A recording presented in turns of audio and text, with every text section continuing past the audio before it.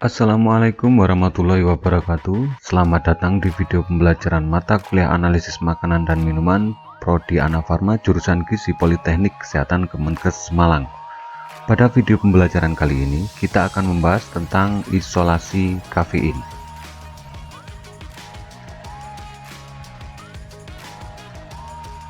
Kalau kita berbicara tentang kafein, tentunya kita akan langsung teringat tentang kopi. Ya, memang benar bahwa kopi merupakan salah satu sumber alami dari kafein. Selain itu juga ada coklat dan daun teh. Di dalam tubuh manusia, kafein ini berperan sebagai stimulan secara pusat dan memberi efek menghilangkan rasa kantuk, juga menambah konsentrasi. Namun, efek ini hanya bersifat sementara. Kafein termasuk senyawa basa hidrosiklik bernitrogen atau sering disebut dengan golongan alkaloid pada kelompok santin. Jadi kafein ini merupakan turunan dari senyawa santin yang umumnya memiliki rasa pahit dan getir. Kafein juga biasa disebut sebagai trimetilsantin, tiene, matein, dan guaranin, terutama yang terdapat pada tumbuhan guarana. Kafein mempunyai rumus molekul C8H10N4O2 dengan berat molekul 194,19 gram per mol. Pada suhu ruangan, kafein ini tidak berbau dan memiliki bentuk kristal seperti jarum. Sifat fisik yang menarik dari kafein adalah kelarutannya, di mana kafein dapat larut dalam pelarut polar maupun non-polar dengan kelarutan yang bervariasi. Seperti kelarutannya dalam air.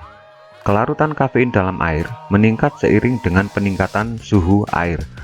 Nah, itulah mengapa kalau kita menyeduh kopi selalu dengan menggunakan air panas. Terkadang kalau kita minum kopi, ada juga kopi yang berasa sedikit asam.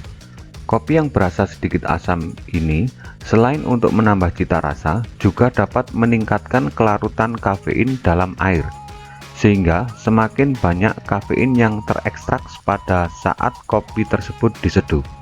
Selain itu, kafein juga larut dalam alkohol dan pelarut non-polar seperti kloroform dan diklormetan. Nah, sifat kelarutan yang unik inilah yang seringkali dijadikan dasar untuk isolasi kafein dalam suatu sampel. Sekarang kita lebih fokuskan kelarutan kafein pada air, kloroform, dan alkohol untuk preparasi sampel dalam suatu analisis kafein. Pada umumnya, langkah awal untuk mengekstraksi kafein biasanya digunakan air panas yang dilanjutkan dengan pemanasan selama 15-20 menit. Bisa dengan pemanasan biasa seperti Becker glass atau Erlenmeyer yang ditutup dengan gelas arloji, atau dengan menggunakan pemanasan reflux. Penggunaan air panas ini dapat mengekstraksi kafein secara maksimal yang terdapat dalam sampel. Selain itu, penggunaan air panas juga dapat meminimalisir minyak dan lemak agar tidak ikut terekstraksi pada proses tersebut. Kemudian, campuran tersebut disaring dengan menggunakan corong Wagner yang dilengkapi dengan pompa pengisap. Padatan yang tertinggal dalam corong dibilas dengan air panas untuk membersihkan sisa-sisa kafein yang masih tertinggal dalam padatan. Selanjutnya, filtrat yang tertampung dalam Erlenmeyer didinginkan. Setelah dingin, kemudian filtrat dimasukkan ke dalam corong pemisah dan selanjutnya ditambahkan kurang lebih 10 ml kloroform dan diaduk perlahan. Pada tahap ini, terjadi proses ekstraksi cair-cair, di mana kafein yang terdapat dalam filtrat akan berpindah ke dalam kloroform yang ditambahkan. Hal ini disebabkan karena kelarutan kafein dalam kloroform lebih tinggi daripada kelarutan kafein dalam air dingin. Selanjutnya, lapisan kloroform yang berada di bagian bawah dikeluarkan dan ditampung dalam Erlenmeyer. Agar diperoleh hasil yang maksimal, proses ini bisa diulang kurang lebih 3 kali. Hasil dari ekstraksi ini biasanya masih mengandung butiran-butiran air, dan untuk menghilangkan air yang terikut dalam larutan kafein kloroform, biasanya dilakukan penambahan absorben atau penyerap air seperti kalsium sulfat anhidrat, natrium sulfat anhidrat, atau magnesium sulfat anhidrat.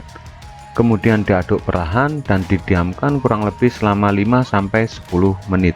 Selanjutnya, larutan bening kafein dalam kloroform dituang dalam beker gelas 100 ml, dan sisa padatan yang tertinggal dalam Erlenmeyer dibilas lagi dengan kloroform. Hasil bilasan tersebut dituang juga ke dalam beker gelas tadi. Kemudian, larutan dalam beker gelas dipanaskan hingga seluruh pelarutnya habis menguap. Setelah pelarut habis menguap, maka akan terbentuk padatan dalam beker gelas. Padatan ini merupakan kafein yang masih bercampur dengan zat-zat pengotor. Kemudian, padatan kafein tersebut dilarutkan kembali dengan menggunakan etanol dan dipanaskan hingga seluruh padatan larut. Setelah itu, larutan didinginkan dalam ice bath atau dimasukkan dalam lemari freezer. Kristal yang terbentuk dalam beker gelas tersebut kemudian disaring dengan menggunakan corong Wagner yang telah diberi kertas saring yang diketahui beratnya. Selanjutnya, kristal yang tertinggal dibilas dengan etanol dingin untuk membersihkan sisa-sisa pengotor dalam kristal tersebut. Selanjutnya, kristal kafein dan kertas saring dikeringkan dalam oven pada suhu 40-50 derajat Celcius selama kurang lebih 30 menit. Setelah itu didinginkan dan ditimbang.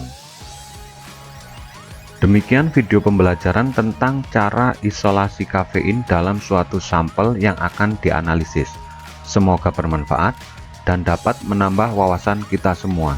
Akhir kata, wabillahi taufik walhidayah. Wassalamualaikum warahmatullahi wabarakatuh.